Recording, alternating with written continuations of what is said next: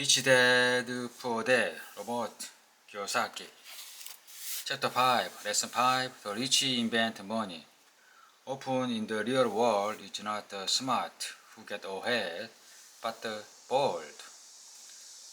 Last night, I took a break from writing and watched a TV program on the history of a young man named Alexander Graham Bell. Bell had just patented his telephone and was having growing pains because the demand for his new invention was so strong.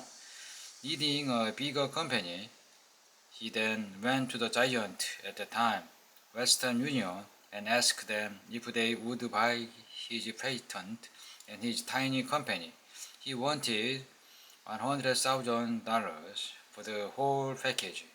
The president of Western Union scoffed at him and turned him down, saying the price was ridiculous.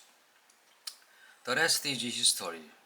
A multi-billion-dollar industry emerged, and AT&T was born. The evening news came on right after the story of Alexander Graham Bell. On the news was a story of another downsizing at a local company. The workers were angry and complained that the company ownership was unfair.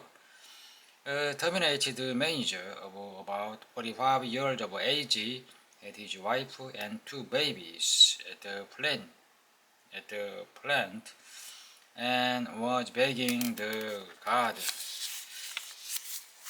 to let him talk to owners to ask if they would reconsider his termination. He had just bought a house and was afraid of losing it. The camera focused in on his pleading for all the works to see. Needless to say, it held my attention. I had been teaching professionally since 1984.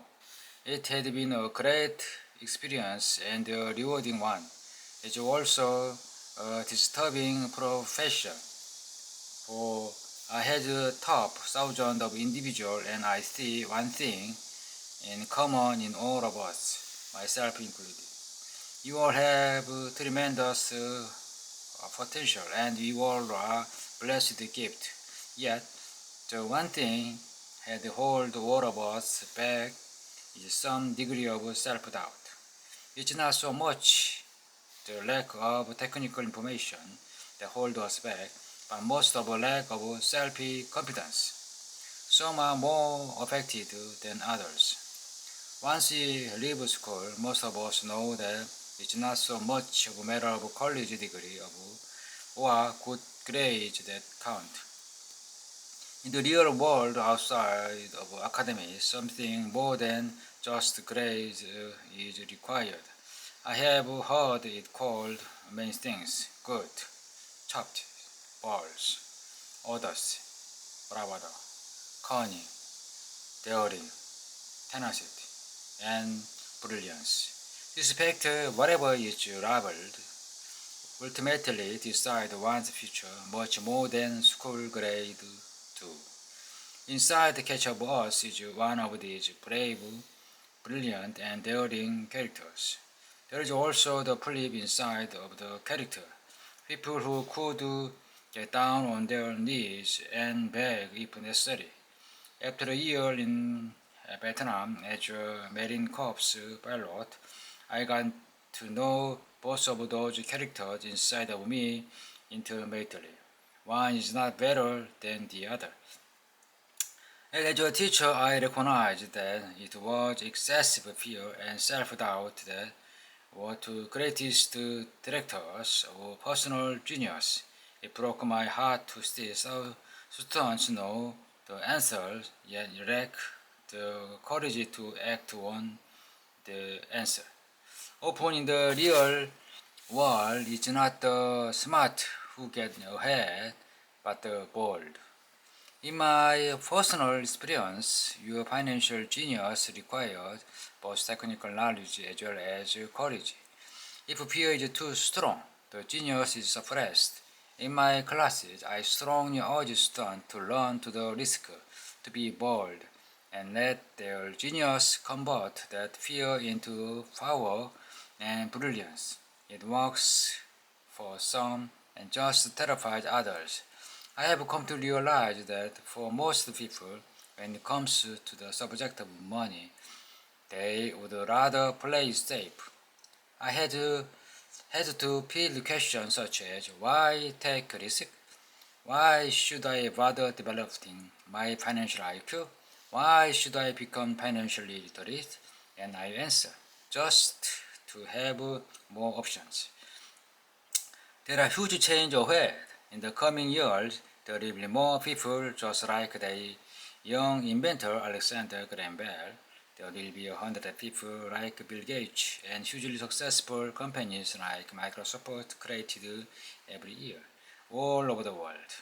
And there also will be many people bankruptcies, layoffs, and downsize. So why bother developing your financial IQ? No one can answer that but you. Yet, I can tell you why I myself do it. I do it because it's the most exciting time to be alive. It's rather be welcoming change than dreading change. I'd rather to be excited about making billions than worrying about not getting a raise. This period we are in now is the most exciting time, unprecedented in our world's history. Generations from now, people will look back at this period of time and remark at what an exciting era it must have been. It was the death of the world and birth of the new. It was full of turmoil and it was exciting. And why bother developing your financial IQ?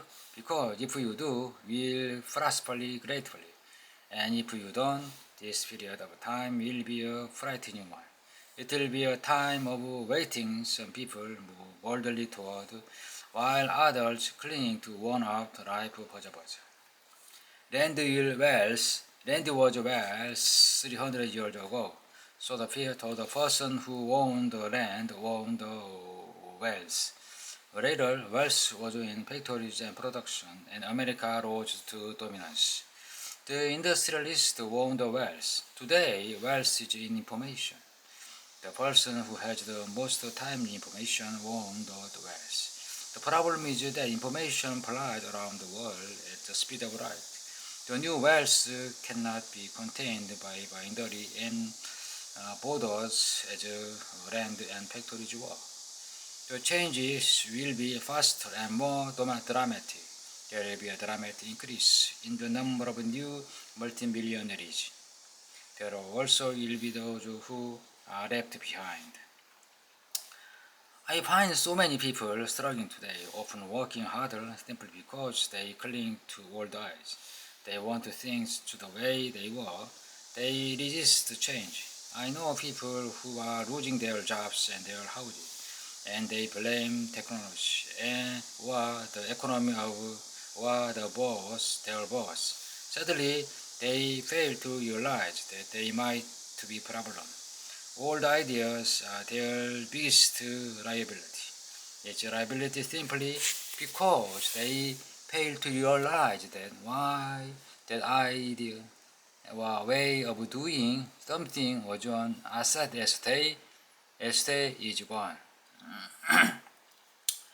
One afternoon I was teaching how to invest using a board game. I had invented cash flow as a teaching tool. A friend had brought someone along to attend the class. A friend of a friend was recently divorced, had been badly burned in the divorce settlement, and was now searching for some answers. A friend thought the class might help. The game was designed to help people learn how money works. In playing the game, they learn how about the interaction of the income statement with the balance sheet.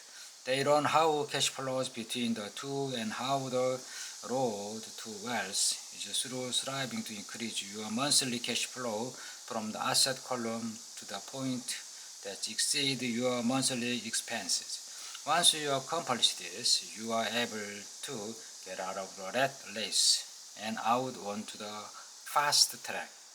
As I have said, some people hate the game, some love it, and others miss the point. This woman missed the valuable opportunity to learn something.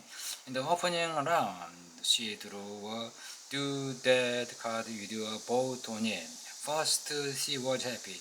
Oh, I've got a boat. Then, as her friend tried to explain how the number works on her income statement balance sheet, she got frustrated because she had never liked the math. The rest of her table waited while a friend continued to explain the relationship between the income statement, balance sheet, and monthly cash flow. Suddenly, when she realized how the number worked, it dawned on her that her boat was eating her alive. Later on the game, she was also downsized and had a child. It was a horrible game on her. After the class, her friend came by and told me that she was upset. She was come to the class to learn about investing and he did not like the idea that it took so long to play a silly game. A friend attempted to tell her to look within herself to see if the game reflects her in any way. With that suggestion, the woman demanded her money back. She said the very idea that the game could be a reflection of her was ridiculous. Her money was promptly refunded and she left. Since 1984, I have made millions simply by doing what the school system does not do. In school, most teachers lecture. I hated lecture as a student. I was soon bored and my mind would drift. In 1984, I began teaching via game and simulation, and I still rely on this tool today. I always encourage adult students to look at games and reflecting back to them what they know and what they need to learn. Most importantly, games reflect behavior. They are instant feedback system. Instead of the teacher lecturing you, the game is giving you a personalized lecture, one that is custom made just for you.